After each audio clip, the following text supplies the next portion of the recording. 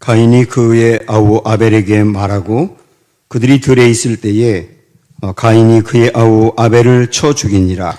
여호와께서 가인에게 이르시되 내 아우 아벨이 어디 있느냐? 그가 이르되 내가 알지 못하나이다. 내가 내 아우를 지키는 자니이까. 이르시되 내가 무엇을 하였느냐? 내 아우의 핏소리가 땅에서부터 내게 호소하느니라. 땅이 그 입을 벌려 내 손에서부터 내 아우의 피를 받았은즉 내가 땅에서 저주를 받으리니. 내가 밭을 갈아도 땅이 다시는 그 효력을 내게 주지 아니할 것이요 너는 땅에서 피하며 유리하는 자가 되리라. 가인이 여호와께 아뢰되 내 죄벌이 지기가 너무 무거우니이다. 주께서 오늘 이 지면에서 나를 쫓아내시온즉 내가 주의 낯을 배웁고 배웁지 못하리니 내가 땅에서 피하며 유리하는 자가 될지라. 무릇 나를 만나는 자마다 나를 죽이겠나이다. 그렇지 아니하다. 가인을 죽이는 자는 벌을 7배나 받으리라 하시고 가인에게 표를 주사 그를 만나는 모든 사람에게 죽임을 면하게 하시니라. 아멘. 자, 창세기 4장 우리가 지난주는 예배에 대해서 보았죠. 가인과 아벨의 그 예배의 중심을 우리가 보았고 오늘은 가인이 아벨을 죽이는 그 이야기에서 죄의 어떤 문제들 우리가 좀 집중적으로 파고 들어가면서 좀 깨달아야 될 것들이 있습니다. 먼저 그 성경에 보면 구약의 몇 사람 중에 대표적으로 악한 사람을 뽑고 있는데 발람이라는 사람이 있고요. 에서 그리고 가인 이 세 사람이 대표적인 악인으로 등장을 합니다. 요한 1서 3장 12절에 보면 가인같이 하지 말라 이렇게 말씀했거든요. 그러면서 그는 악한 자에게 속하여 그 아우를 죽였으니 어떤 이유로 죽였느냐? 자기의 행위는 악하고 그의 아우의 행위는 의로움이라. 여기 행위라고 하는 것은 예배 행위를 말하는 거죠. 그래서 동생을 죽였다. 그러면서 그의 행위를 본받지 말라는 의미로 가인같이 하지 말라. 이렇게 말씀한단 말이죠. 그러면 이게 오늘 우리의 문제일 수 있기 때문에 가인같이 하지 말라고 하는 거예요. 무엇을 말하는가? 일단 가인의 문제를 몇 가지 좀 살펴보면 우선 가인은 하나님의 말씀을 경홀히 여겼습니다. 우리 5절부터 한번 보도록 할까요? 5절부터 가인과 그의 재물은 받지 아니하신지라. 그 다음부터 가인이 몹시 분하여 안색이 변하니 여호와께서 가인에게 이르시되 네가 분하여 함은 어찌 됨이며 안색이 변함은 어찌 됨이냐. 그러니까 지난 시간에도 본 것처럼 자기가 드린 제사를 하나님이 받지 않으니까 안색이 싹 바뀌었거든요. 그러니까 하나님이 가인을 볼 때 요 녀석 이러다가 죄를 짓겠구나 하는 걸 아신 거예요. 사단이 아까 우리가 요한일서에서도 본 것처럼 사단에게 속하였다고 나오거든요. 사단이 지금 그 속에서 그를 움직이고 있구나 이런 걸 아시고 얼른 찾아가신 거거든요.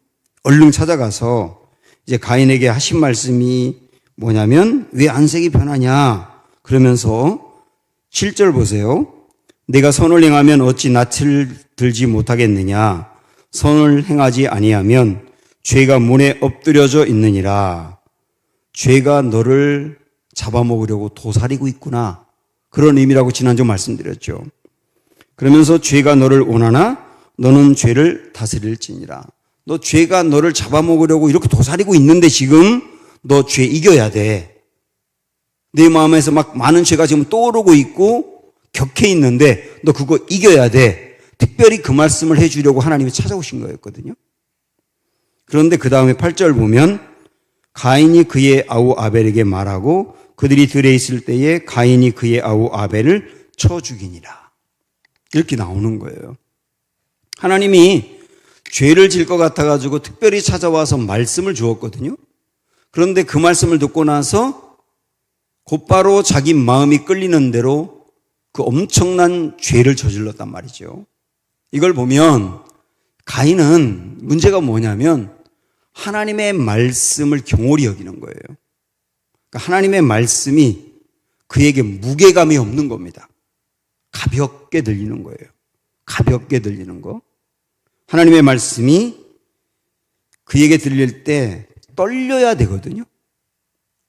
그리고 그 말씀대로 살지 못할 때 몸부림을 쳐야 되거든요. 그런데 하나님의 말씀이 너무 가볍게 들리는 거예요. 그럼 이게 우리 문제 아닙니까? 우리 한번 뒤로 조금 이따 여기 올 테니까 책갈피 해두시고 이사야 66장으로 한번 가보세요.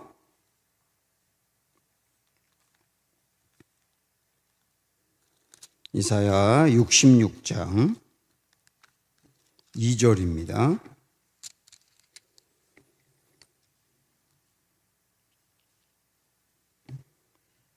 (1048쪽) 같이 볼까요? 66장 2절 시작. 나 여호와가 말하노라. 내 손이 이 모든 것을 지었으므로 그들이 생겼느니라. 물은 마음이 가난하고 심령에 통해하며 그 다음에 내 말을 듣고 떠는 자 그 사람은 내가 돌보려니와. 이 말씀이 참 제 마음에 이렇게 다가오더라고요. 많은 시간을 묵상하게 만들고 여기에 여러 가지 말씀 중에 그 말씀을 듣고 떠는 자라고 그래서 떠는 자. 이 말씀을 들었는데 하나님의 말씀을 들었는데 그 말씀대로 살지 못하는 나 그걸 보고 떠는 거예요. 우리가 영적으로 깨어있다는 것은 뭐냐면 하나님의 말씀이 내게 부딪혀올 때 떨 수 있는 사람이에요. 그게 영적으로 깨어있는 사람이거든요. 그런데 누가 문제냐면 영적으로 무너져 있는 사람은 뭐냐면 하나님의 말씀이 하나도 민감하지 않은 거예요. 하나님의 말씀이 어떤 때 굉장히 어미하고 깜짝 놀랄 말씀인데도 너무 가볍게 여겨지는 거예요. 내가 이 말씀이 가볍게 여겨진단 말이죠. 떨지 않아요. 저도 이제 목회를 이렇게 하면서 많은 말씀들을 접하고 많은 말씀들을 증거하다 보니까 말씀을 전하고 연구하고 증거하는데 말씀 앞에 떨지 않는 저를 발견하게 된 거죠. 그게 참 무섭더라고요. 말씀 앞에 내가 떨지 않는구나. 하나님의 말씀이 나에게 가볍게 다가오는구나. 이게 무섭더라니까요. 왜 그러냐면 이게 왜 무서우냐면 하나님의 말씀이 무게감 없이 내게 다가오면 죄에 넘어지기 쉬운 거예요. 가인이 동생을 쳐 죽인 이유가 뭐냐면 하나님이 그렇게 일부러 찾아와서 말씀했는데 그 말씀이 중요하게 다가오지 않으니까. 여러분 지금 점검해 보세요. 하나님 앞에 그 말씀 앞에 내가 떨 수 있는 사람인지 그리고 하나님 말씀 붙들고 몸부림을 칠 수 있는 사람인지. 또 하나 다시 우리 말씀으로 돌아와서 8절을 보면 가인의 문제가 또 나옵니다. 자, 앞으로 오셨어요? 4장 8절.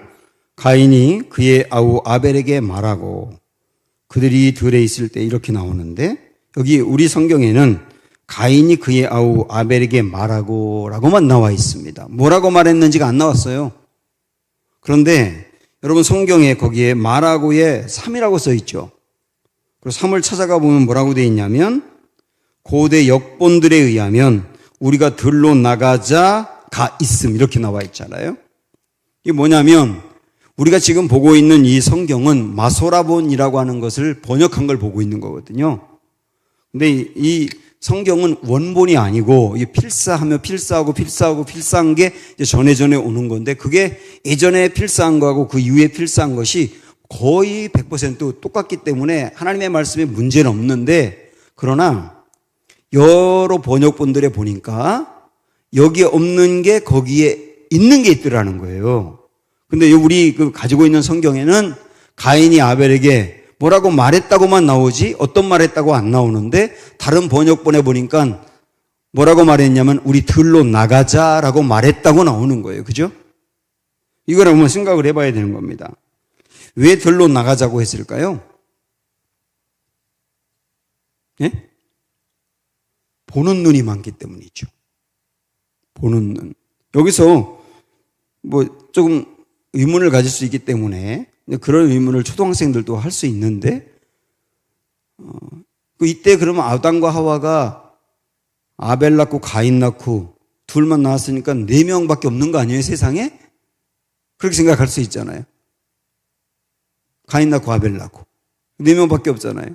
그렇게 생각할 수 있는데, 그럼 뭐 누가 보든 말든 뭐가 중요하냐 그럴 수 있는데, 여기 성경에는 아벨과 가인 그 다음에 또 태어난 이 세 사람에 대해서만 중요하기 때문에 기록하고 있을 뿐, 아담이 수많은 자녀를 낳은 겁니다. 그래서 조금 이따가도 봅니다마는 이제 가인이 아벨을 죽이고 난 다음에 하나님의 벌을 받고 나서 사람들이 나를 죽일까 두렵습니다 그랬거든요. 그 사람들이 누구예요?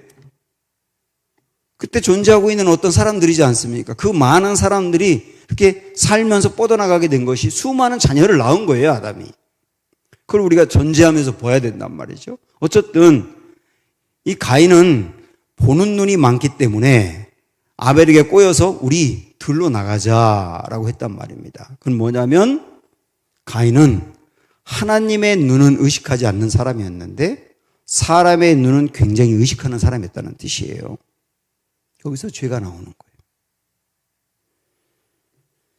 모세가 출애굽기 2장에 보면 애굽 사람을 죽여서 이렇게 모래 속에 파묻지 않습니까? 그때 이 말씀에 보면 모세가 애굽 사람을 죽이기 전에 좌우를 살폈다고 나와요. 좌우를 살폈다. 그게 뭘 살핀 겁니까? 보는 사람이 없는 걸 살핀 거죠. 근데 모세는 보는 사람이 없는 걸 살펴서, 다시 말하면 사람은 의식하고 살폈단 말이에요. 그런데 하나님이 보는 것은 살피지 않은 거죠.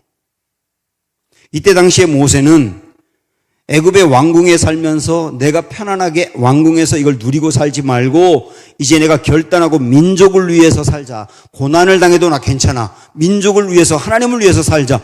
이렇게 헌신한 사람이었어요. 이 정도 헌신한 사람이었다고요. 그러나 그 정도 헌신한 사람이긴 하지만 사람의 눈은 살피되 하나님의 눈은 살피지 않았다는 거죠. 그 결과로 사람을 죽이는 죄로 가지 않습니다. 바리새인들도 그래요.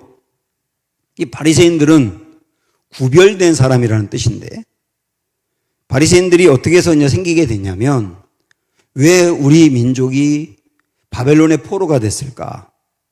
그런 생각을 하다가 율법을 바로 지키지 못했기 때문이야. 그래서 하나님의 말씀인 율법을 곧이곧대로 지키는 구별된 사람들이 돼야 되겠어. 그러면서 생긴 게 바리새인이에요. 그래서 그 사람들은 철저하게 하나님 말씀대로 살려고 구별된 삶을 살았거든요. 그런데 사람들이 그 바리새인들을 보면서 칭송을 하는 겁니다. 와, 정말 말씀대로만 사는 사람들이라고. 말씀이 그렇게 하라면 그렇게 하는 사람들이라고 바리새인들을 추켜 세우다 보니까 나중에 점점 어떻게 되는지 아세요? 바리새인들이 자기를 칭찬하고 칭송하는 사람들을 의식하기 시작하는 거예요. 그래서 그 사람들에게 잘 보여야 돼. 그러다 보니까 이게 점점점 문제가 생겨가지고 하나님이 자기를 보는 거에 대해서는 별로 관심을 두지 않고 사람들이 어떻게 하면 나를 좋은 사람으로 볼까? 거기에 관심을 두다 보니까 구제를 해도 사람들이 다 알도록 하고, 기도를 하더라도 일부러 큰 소리 내면서 기도하고, 금식을 하더라도 일부러 닦지도 않아가지고 얼굴이 초췌하고 눈이 꽝 들어가가지고 저 사람 금식하는구나 하고 알리도록 그렇게 하고, 이렇게 돼버린 거죠. 그걸 보고 우리 예수님이 외식하는 독사의 자식 같다 그랬잖아요. 결국 바리새인들은 처음부터 문제됐던 게 아니에요.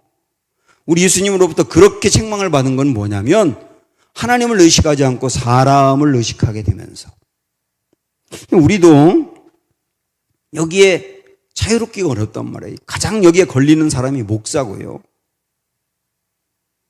하나님을 의식하느냐 사람을 더 의식하느냐, 이게 작은 문제가 아니라는 거예요.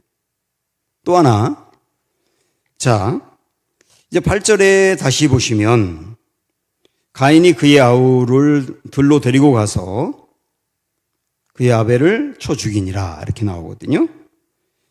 이거는 자기도 모르는 사이에 갑자기 화가 나서 갑자기 죽인 게 아니에요. 고의로 죽인 겁니다. 야, 들로 가자라고 할 때부터 이미 동생을 죽이기로 결정하고 뭔가 이 몸속에 몽둥이를 갖고 왔든지 뭘 찌르는 뭔가 날카로운 걸 갖고 왔든지 그래가지고 그거로 죽인 거거든요. 의도적으로 한 거예요.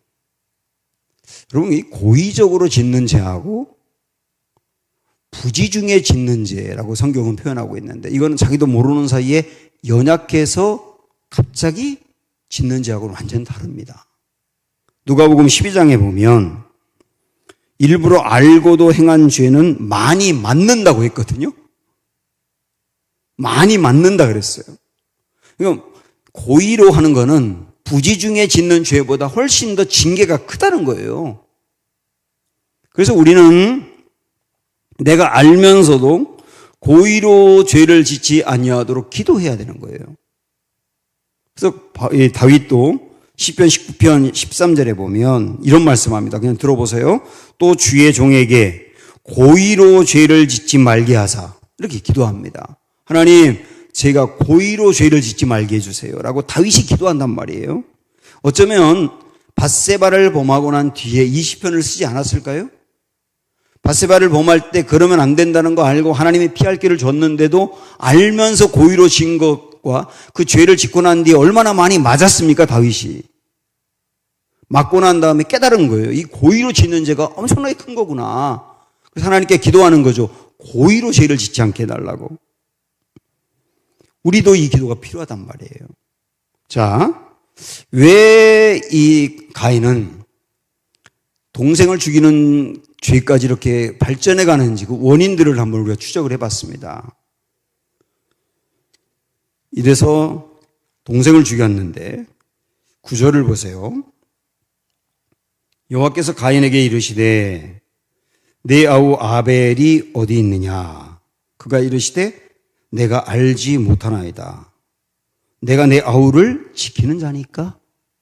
이렇게 거짓말합니다. 하나님이 또 찾아온 거잖아요. 가인을 또 찾아온 거. 죄를 지을 것 같을 때 또 찾아왔다가 죄를 짓자마자 또 찾아온 거예요. 만약에 하나님이 가인을 죄를 짓고 동생을 죽였을 때부터 버렸다면 찾아오지 않아도 되는 거예요. 그냥 버리면 되는 거예요. 그런데 죄를 짓자마자 또 찾아온 것은 동생을 죽인 사람인데도 회개하고 돌이킬 기회를 주시는 거죠. 그래서 내 동생 아벨이 어디 있느냐 이렇게 물어보는 거예요. 여러분, 여기서 우리가 앞에서 봤던 아담이 선악과를 따먹었을 때 하나님이 던졌던 질문하고 이 질문하고를 함께 생각을 해봐야 됩니다.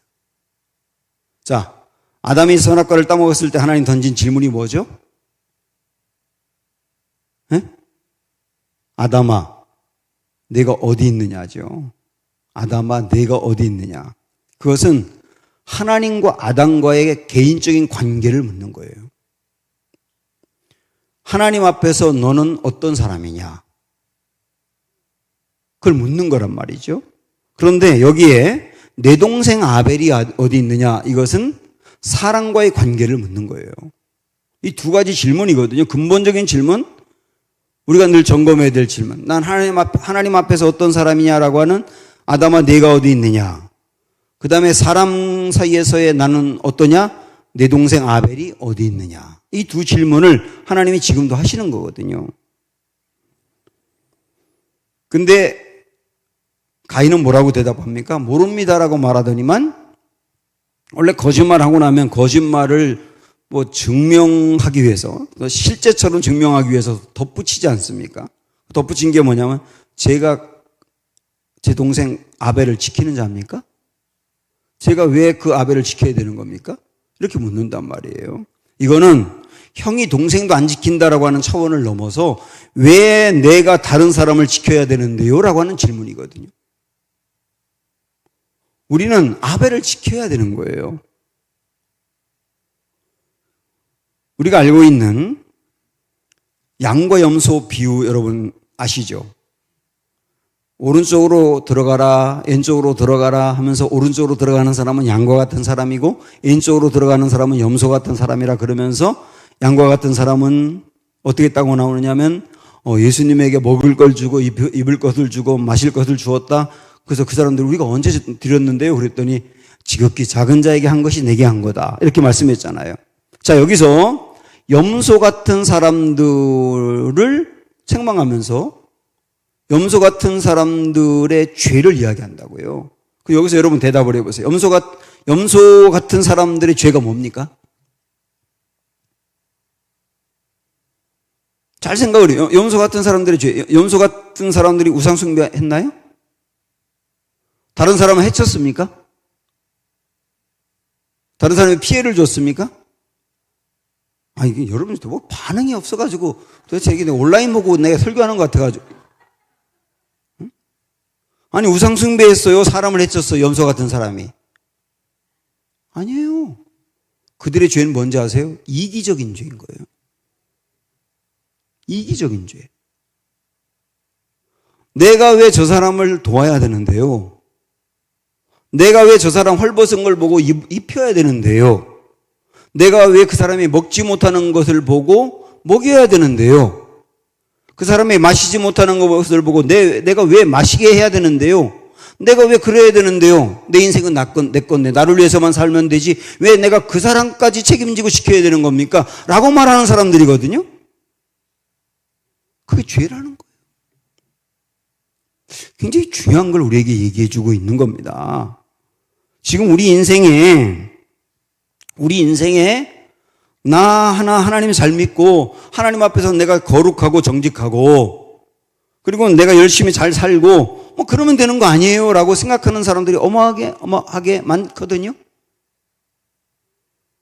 이전에 우리가 봤던 아가서 말씀 여러분 그 골자를 한번 생각을 해보면 슐람미 여인이 그 왕을 보고 한눈에 반해가지고 사랑하잖아요. 그리고 그 왕과 뜨겁게 사랑하기를 원하잖아요. 그거는 우리가 하나님을 뜨겁게 사랑하고 싶어하는 마음인 거예요. 그러면 되지 않습니까?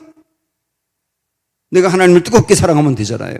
근데 그때 이 왕이 여인에게 뭐라고 말합니까? 일어나라 함께 가자 그러잖아요. 일어나라 함께 가자. 어디로 가자고 한 겁니까? 나를 혼자 뜨겁게 사랑하는 거기서 머물러 있지 말고 일어나서 영혼을 사랑하는 대로 가자잖아요. 응? 영혼을 사랑하는 대로 가자. 그 영혼이 죽어가는 걸 그냥 두지 말고 저 영혼이 피폐해 있는 걸 그냥 두지 말고 살려내는 대로 가자. 근데 그 여인이 저항하지 않습니까? 나 그냥 당신 뜨겁게 사랑하는데 머물러 있고 싶어요. 끝까지 계속 그 여인에게 그러면 안 된다고. 결국은 끌고 가지 않습니까? 이게 아가서 말씀이거든요. 아가서 말씀도 이기적인 죄에 대해서 저항하는 거예요.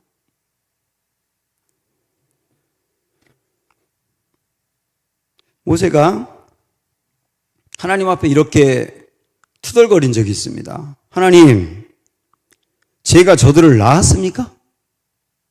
그 백성들을 보면서 너무 말을 듣지 않고 성장이 안 되니까 모세가 지쳐가지고 하나님 앞에 하나님 제가 저들을 낳았습니까? 차라리 저를 죽여주세요 그래요. 얼마나 힘들었으면 영혼을 사랑하고 세워가는 게 이렇게 힘든 거거든요. 바울도 고린도 교인들에게 내가 당신들을 해산하는 수고를 했다 이렇게 말합니다. 아이를 낳으면 끝나는 게 아니잖아요. 그 아이를 길러야 되잖아요. 아이를 낳고 기르듯 고린도 교회를 사랑했다고 나옵니다. 사실 바울은 고린도 이전에 교회를 전도해가지고 교회를 세우고 지도자들에게 교회를 맡기고 떠났기 때문에 그 고린도 교회가 어떻든 상관하지 않아도 괜찮아요. 그러나 고린도 교회가 흔들리고 있다는 그 말을 들으면서 마음 아파 견딜 수가 없는 거예요. 이게 영혼을 생각하는 마음. 내 동생 아벨을 그냥 둘 수 없다고 생각하는 마음이죠. 그리고 가인의 문제는 뭐냐면 나 하나 잘하면 되죠. 내 동생이 어찌 되든 무슨 상관이 있어요? 라고 하는 게 문제였다는 거예요. 오늘 우리들의 얘기가 될 수 있죠. 자, 이렇게 해서 가인이 아벨을 죽인 거에 대해서 하나님은 이제 질문했었는데 그가 거짓말을 하는 걸 보면서 10절부터 보십시오. 12절까지. 자, 여러분 잘 듣고 있는지 잘 몰라서 말씀이라도 좀 같이 읽어주시겠습니까? 10절부터 12절까지 시작. 이르시되 네가 무엇을 하였느냐? 네 아우의 핏소리가 땅에서부터 내게 호소하느니라. 땅이 그 입을 벌려 네 손에서부터 네 아우의 피를 받았은즉 내가 땅에서 저주를 받으리니 내가 밭을 갈아도 땅이 다시는 그 효력을 내게 주지 아니할 것이요 너는 땅에서 피하며 유리하는 자가 되리라. 네, 크게 읽어주셔서 감사합니다. 네, 빗소리가 들렸다 그래요. 빗소리가 들렸다. 아벨이 형에게 맞아 죽어가면서 하나님은 너무 억울합니다. 그렇게 외쳤던 소리가 하나님께 들렸다는 거죠. 근데 이게 빗소리가 하나님께 들린 것만이 아니라 땅에 그 피가 쏟아졌다 그러고 나오잖아요. 그리고 땅이 그래서 가인에게 저주하여 소산을 거두지 못하도록 하겠다고 나오는 겁니다. 하나님에게 그 빗소리가 들렸을 뿐만 아니라 그 땅도 그를 내친다는 거죠. 죄를 졌을 때. 여기서 가인이 지은 죄는 물론 하나님께 지은 죄입니다. 그런데 하나님께만 지은 죄가 아니라 사람에게도 지은 죄예요. 우리 오늘 조금 이건 다른 얘기일 수 있을지 몰라도 이 부분을 좀 짚고 넘어가야 되는데 우리가 하나님께만 짓는 죄가 있어요. 만약 우상 숭배했다 그러면 그건 하나님께 짓는 죄거든요. 내가 다른 사람에게 피해를 주지 않았는데 죄다. 그건 하나님께 짓는 죄거든요. 하나님께 짓는 죄는 회개하면 해결됩니다. 그러나 사람에게 짓는 죄는 회개할 뿐만 아니라 그 사람에게 배상하든 변상하든 책임을 져야 되는 거예요.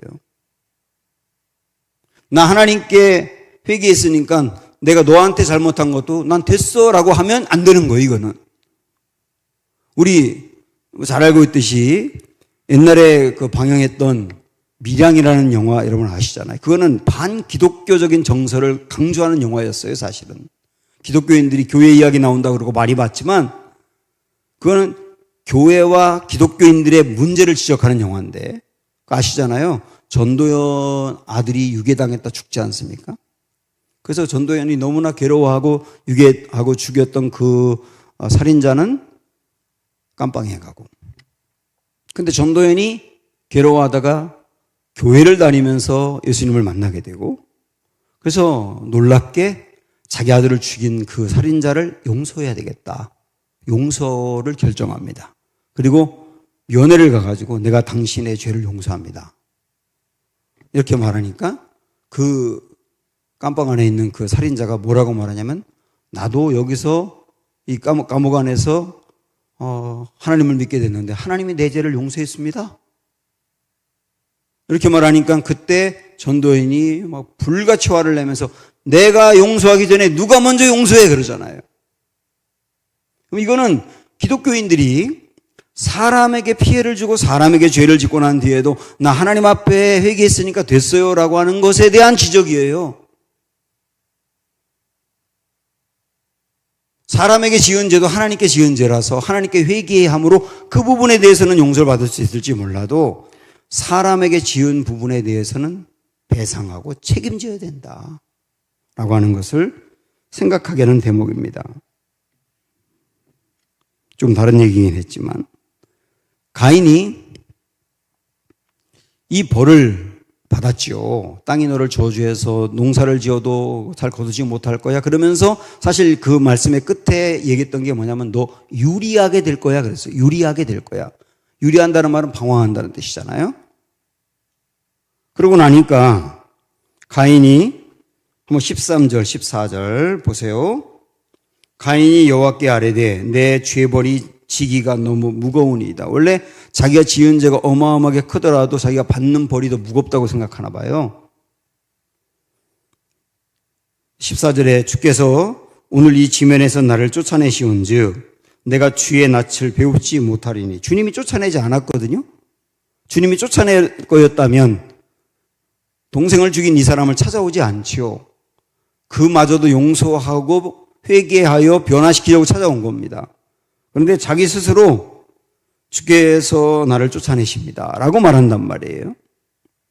그러면서 내가 땅에서 피하며 유리하는 자가 될지라 무릇 나를 만나는 자마다 나를 죽이겠나이다 라고 하니까 15절에 여호와께서 그에게 이르시되 그렇지 아니하다. 가인을 죽이는 자는 벌을 7배나 받으리라 하시고 가인에게 표를 주사 그를 만나는 모든 사람에게 죽임을 면하게 하시니라. 이 표가 뭔지는 잘 모르겠어요.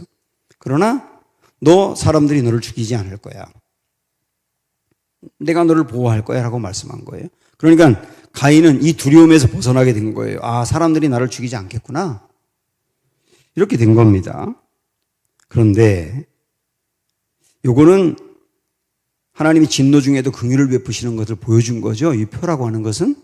그런데 이제 우리가 좀 집중적으로 봐야 될 게 16절부터입니다. 보세요. 가인이 여호와 앞을 떠나서 이렇게 나와요. 가인이 여호와 앞을 떠나서 하나님이 가인을 버린 겁니까? 가인이 하나님에게서 떠난 겁니까? 가인이 하나님에게서 떠난 거죠. 여기 떠나다라고 하는 말은 아차라고 하는 히브리어인데 아주 쉽게 말씀드리면 등 돌리다예요. 등 돌리다. 가인이 나 사람들이 날 죽이지 않도록 해준다 했어? 그럼 됐어. 난 죽지 않을 거야. 그걸 딱 얻고 난 다음에 등을 돌려버리는 거예요. 하나님에게서. 딱 등을 돌려버리고 그리고 이제는 하나님과 상관없는 길로 가기 시작하는 거거든요. 우리에게 죄가 있을 때 징계는 있어요. 징계가 없으면 하나님의 자녀가 아닙니다. 죄를 짓고 난 뒤에 하나님은 반드시 징계하세요. 그러나 징계를 받는다 하더라도 마지막 순간까지 하나님을 붙들어야 되는 겁니다. 언제까지나 하나님을 붙들어야 되는 거예요. 시편 9편 10절에 보면 들어보세요. 여호와여 주의 이름을 아는 자는 주를 의지하오리니 이는 주를 찾는 자들을 버리지 아니하심이니이다. 아무리 죄가 크더라도 주님을 찾는 사람을 하나님은 버리지 않아요. 징계합니다. 그러나 정죄는 없단 말이에요. 우리가 잘 알고 있는 말씀 중에 요나서에 보면 요나가 하나님의 낯을 피하여 도망가다가 붙들려가지고 풍랑을 만나고 결국 물속으로 들어가서 물고기 뱃속으로 들어가잖아요. 물고기 뱃속으로 들어가서 회개 기도한 게 요나 2장이지 않습니까? 그 2장 4절에 보면 이렇게 기도합니다. 이 기도 우리도 해야 되거든요. 뭐라고 하느냐면 내가 말하기를 내가 주의 목전에서 쫓겨났을지라도 다시 주의 성전을 바라보겠나이다. 이게 무슨 기도입니까? 하나님, 제가 비록 죄를 져서 하나님이 저를 쫓아내시더라도 저 주님의 성전을 바라보겠습니다. 이런 기도를 해야 된단 말이죠. 제가 죄를 져서 징계를 받는다 하더라도 저 그래도 끝까지 주님 붙들고 나가겠습니다. 우리 주님은 어쩌면 가인에게 이걸 원했을지 몰라요. 근데 가인은 얻을 것만 딱 얻고 나서 싹 떠나게 됩니다. 그러면 가인이 떠나서 어떻게 됐을까요? 여기 우리가 굉장히 고민이 생기는 게 있어요. 여러분도 이 고민 지금 하고 있을 겁니다. 그게 뭐냐? 분명히 죄를 짓고 나서 하나님을 떠난 가인인데 어떻게 되는가? 보십시오 한번. 16절 보시면 가인이 여호와 앞을 떠나서 에덴 동쪽 놋 땅에 거주하더니 거주했다고 나와요. 아까 뭐라고 나오느냐면 유리한다고 그랬잖아요. 유리한다. 근데 유리하는 게 아니라 거주한단 말이에요. 안정적으로 살았단 얘기예요. 더 고민이 되는 것은 17절입니다. 아내와 동침하여 그가 임신하여 에녹을 낳은지라 가인이 성을 쌓고 이렇게 나와요. 영어 성경 있는 분들 보면 그 성을 a city라고 표현하고 있어요. 도시를 만들었다는 뜻이에요. 쉽게 말씀드리면 옛날 개념으로 말하면 가인이 성주가 된 겁니다. 성주. 한 성을 만들고 그 성 안에 여러 사람들이 사는데 그 성을 책임지는 성주가 된 거예요. 엄청난 성공을 이룬 겁니다. 아마도 가인은 하나님의 낯을 딱 피하고 떠나면서 하나님이 나에게 벌을 내려가지고 땅도 나를 도와주지 않고 내가 유리하고 힘들게 살 거라고 했는데 한번 내가 죽어라 고생해가지고 하나님의 말씀이 틀린 건 내가 보여줄 거야. 그러면 새벽 일찍 일어나고 밤 늦게 누우면서 하루 종일 고생하고 수고하고 정말 어마어마하게 열심히 일을 해가지고 성공을 거뒀단 말이에요. 근데 이것만이 아니라 다음에 우리가 조금 더 자세하게 보겠지만 그 다음 나오는 말씀 보면 가인의 후예들이 세상에서 성공합니다. 가인의 후예들이 어마어마하게 성공하거든요. 그런데 또 나중에 보겠지만 세세 후예들, 하나님을 따르는 세세 후예들은 좀 찌질하게 살아요. 세상에서 볼 때. 이게 엄청난 고민이란 말이에요. 우리 성도들도 가끔 하나님을 안 믿고 악한 짓도 막 하는데 망해야 정상인데 망하지 않고 돈도 잘 벌고 떵떵거리며 살고 사람들이 거기에 굽신거리고 그러는 걸 보면서 부러워하기도 하고 그리고 어떤 때 분노하기도 하고 하나님 뭡니까? 저 사람 악한 사람인데 잘 되는 이유가 뭡니까? 나는 하나님 뜻대로 살려고 하는데 이렇게 안 되는데요. 그러면서 위축되고 신앙이 흔들려버리고 이렇게 열심히 하면 뭐해? 라는 생각도 가질 수 있잖아요. 이게 우리 고민이란 말이에요. 여기서 우리는 어떤 시각을 갖고 이 말씀을 보아야 되느냐?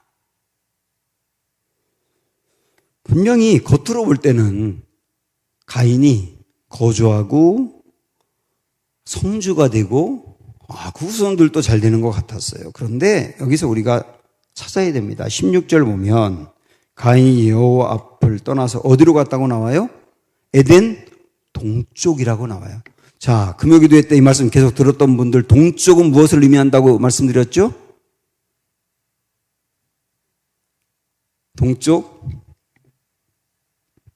동쪽은 하나님의 임재가 없는 곳, 죄악된 곳, 세상 이런 걸 상징한다고요.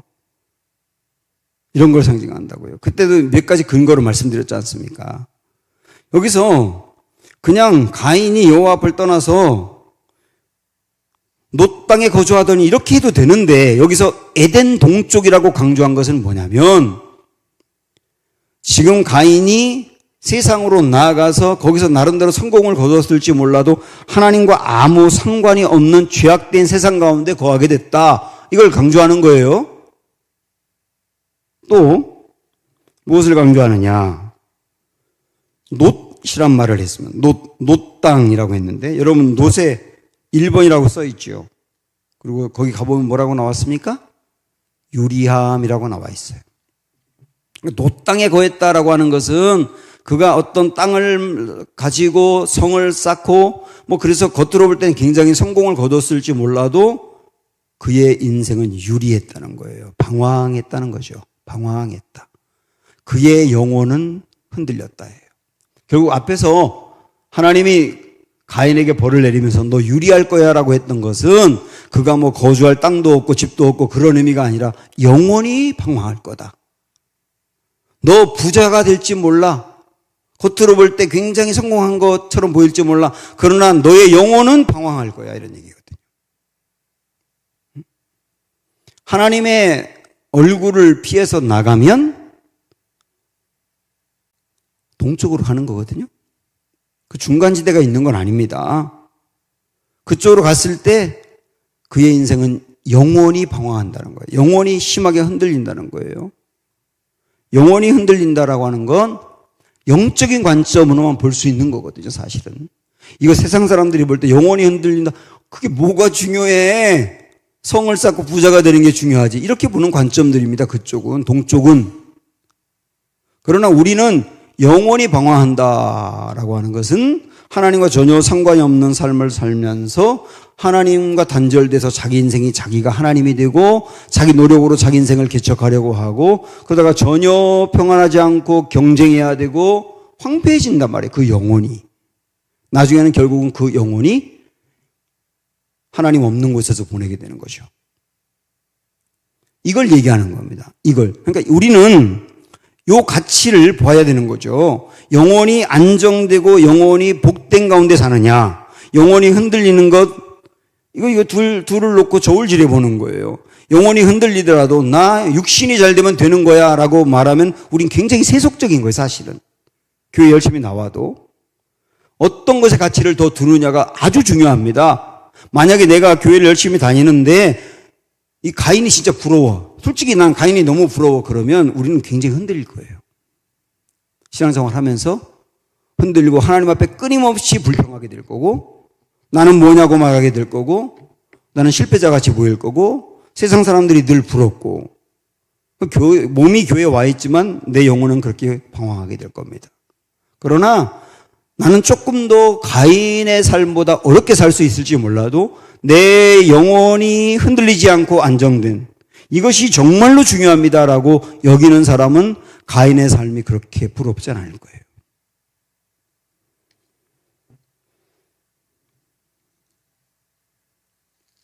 (18절에) 보면 가인의 아들이 에녹이죠. 그리고 에녹이 자녀들을 낳았어요. 그러니까 이 가인의 손자들입니다. 손자들. 그 이름이 세 사람 나오죠. 이랏. 그리고 이랏의 그 다음 또 자녀가 무후야엘.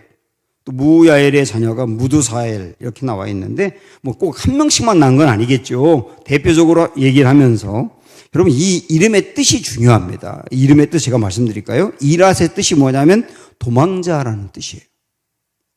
이거는 이 사람의 인생을 제 이름에 그대로 저는 반영했다고 봅니다. 이 사람의 인생 어떻게 살았을지 몰라요? 부유했겠죠. 왜냐하면 아버지, 할아버지가 부유했으니까. 그러나 이 사람은 인생이 도망자였다는 겁니다. 도망자 늘 불안했다는 거죠. 그랬다는 거예요, 인생이. 무후야엘, 이 사람의 이름의 뜻이 뭐냐면 하나님에게 맞는 자. 꼭 맞는다가 아니라 의도터진다예요. 하나님에게 의도터진다. 이 사람의 인생이 하나님이 징계한 것 같은 인생이었다는 거죠. 어떤 육체적으로 물질을 잃어버리고 이런 차원은 아닐 거예요. 영혼의 문제겠죠. 그 다음에 또 한 명이 누구였느냐면 무두사엘인데 무두사엘의 뜻은 하나님에 대해 죽은 자입니다. 하나님에 대해 죽은 자. 하나님과 아무 상관이 없는 자. 결국은 가인이 하나님을 떠나서 동쪽으로 가면서 그 다음 태어난 에녹, 그 다음에 태어난 이랏 등등 계속 이 후손들은 하나님과 아무 상관없이 하나님에게 대항하며 하나님에게 맞으며 가는 인생으로 쭉 간다는 얘기예요. 쭉 그렇게 간다는 얘기예요. 그러니까 5대쯤 뒤로 갔을 때는 정말 하나님을 전혀 알지 못하는 사람이 됐겠죠.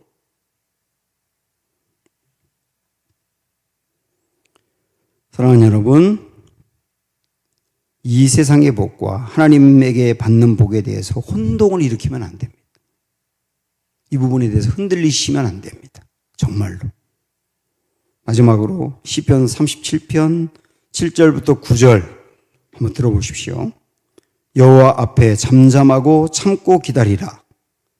자기 길이 형통하며 악한 꾀를 이루는 자 때문에 불평하지 말지어다. 분을 그치고 노를 버리며 불평하지 말라. 오히려 악을 만들 뿐이라. 진실로 악을 행하는 자들은 끊어질 것이나 여호와를 소망하는 자들은 땅을 차지하리로다. 우리가 바로 그런 사람들이 되기를 축원합니다.